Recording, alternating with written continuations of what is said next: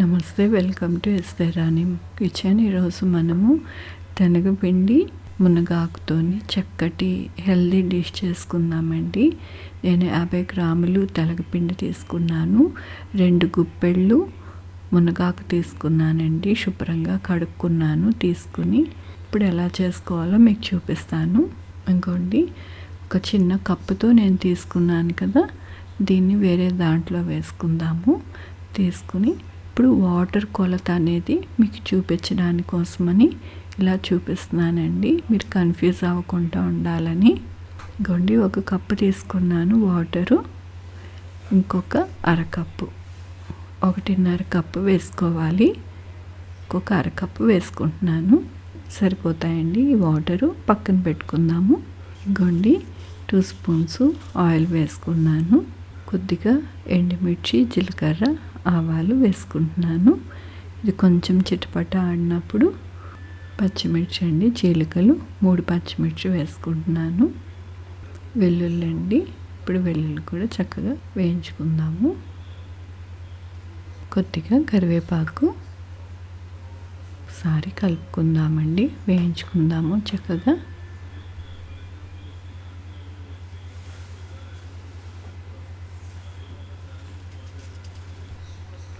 ఇంగువ అండి, ఇది మీకు ఇష్టమైతే వేసుకోండి, లేకపోతే స్కిప్ చేసేయండి.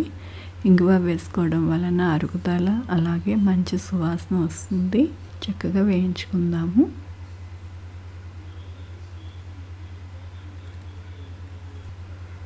ఇప్పుడు మునగాకు వేసుకుందామండి.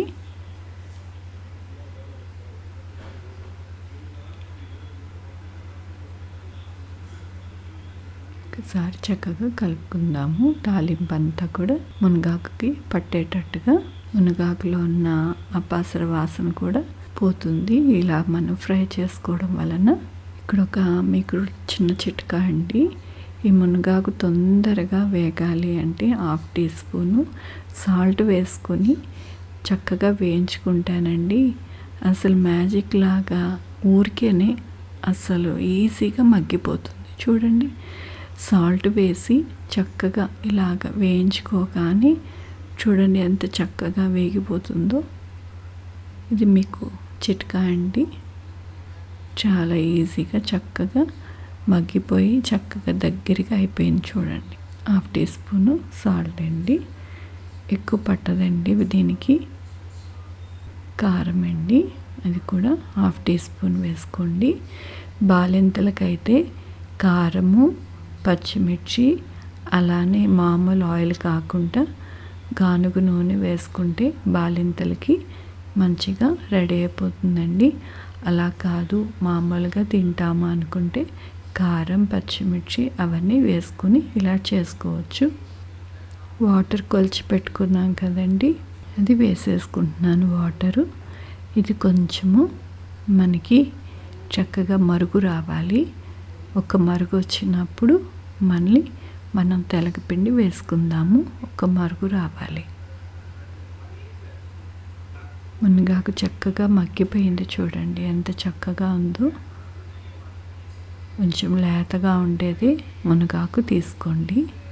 గొండి ఒక మరుగు వచ్చింది. ఇప్పుడు మనము తెలగపిండి వేసేసుకుందాము.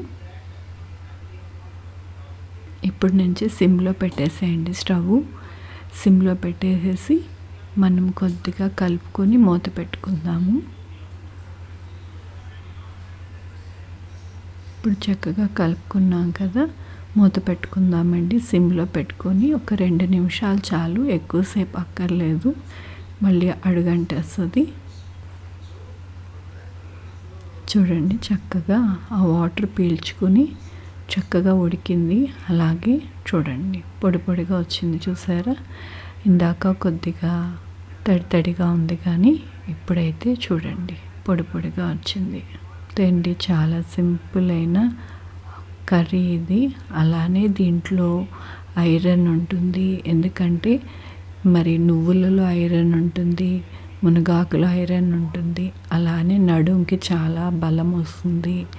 చాలా ప్రోటీన్ అనేది ఈ కర్రీ అన్నమాట. ప్రోటీన్ కర్రీ అన్నమాట. ఇది మంచిగా చేసుకుంటే చాలా బాగుంటుందండి. ట్రై చేయండి, బాగుంది అని మీరే చెప్తారు. చూడండి ఎంత పొడి పొడిగా చక్కగా వచ్చిందో, ముద్ద ముద్దలా కాకుండా. ఇది చక్కగా అన్నంలోనికి, రోటీలోనికి, పుల్కాలోనికి బాగుంటుందండి కర్రీ. ఇలాంటి మంచి కర్రీ చేసుకోండి, చాలా బాగుంటుంది. నా రెసిపీ నచ్చితే లైక్ చేయండి, మీ ఫ్రెండ్స్కి షేర్ చేయండి, నా ఛానల్కి సబ్స్క్రైబ్ చేయండి. Thank you for watching. Thank you.